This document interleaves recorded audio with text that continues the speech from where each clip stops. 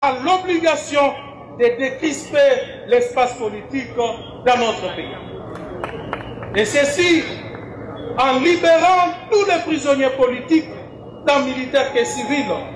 Ici, je pense à mon ami et compagnon de lutte, Jacques Ndala, qui jusqu'aujourd'hui croupit injustement en prison. Ils sont nombreux là-bas.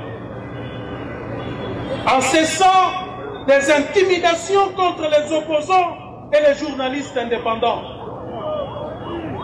En cessant toute entrave au fonctionnement des partis politiques de l'opposition pour des motifs fallacieux. Ici, je veux faire allusion à la dernière décision prise contre le PPRD. Je voudrais ici, et là je m'adresse, d'abord je m'adresse aux responsables du PPRD, de ne pas accepter cette décision injuste et illégale, de rejeter cette décision et de fonctionner comme si cela n'a jamais existé.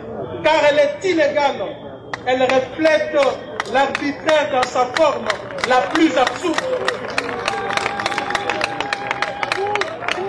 Et au président des partis politiques qui m'entendent en ce moment, de soutenir le PPRD, pas parce que nous l'aimons, mais nous savons que notre avenir est en danger. Avec pareille décision, ce pouvoir est capable et menace même notre avenir, notre démocratie. Aujourd'hui, c'est le PPRD, demain, ça sera votre tour.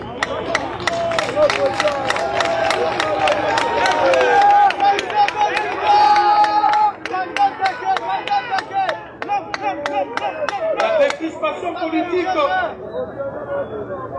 doit être favorisée par le retour de tous les exilés politiques, entre autres Joseph Kabila, Franck Diongo, Moïse Katumbi, Mouyej, Pero Louara, Francine Mouyumba et tant d'autres comme seraient cités ici par faute de temps. Ils doivent aussi cesser de procédures judiciaires bidons engagées contre les opposants, souvent en violation flagrante des procédures et des règles de droit. Aussi, il y a lieu d'harmoniser les différents processus internes de pacification du pays en cours en vue de disposer d'un mécanisme solide et intégral qui tiennent compte de tous les aspects qui divisent les Congolais ces jours.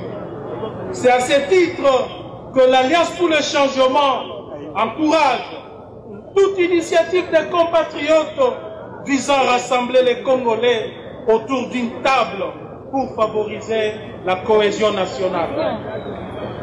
De ce point de vue, notre parti rejette avec force les consultations qui ont été menées par le pouvoir en place en vue de la formation d'un soi-disant gouvernement d'union nationale et considère que cette tentative de débauchage de formation politique de l'opposition ne peut apporter aucune solution durable à la crise congolaise due à la mauvaise gouvernance, couplée à l'arrogance des dirigeants actuels qui a des ramifications au niveau régional, voire même international.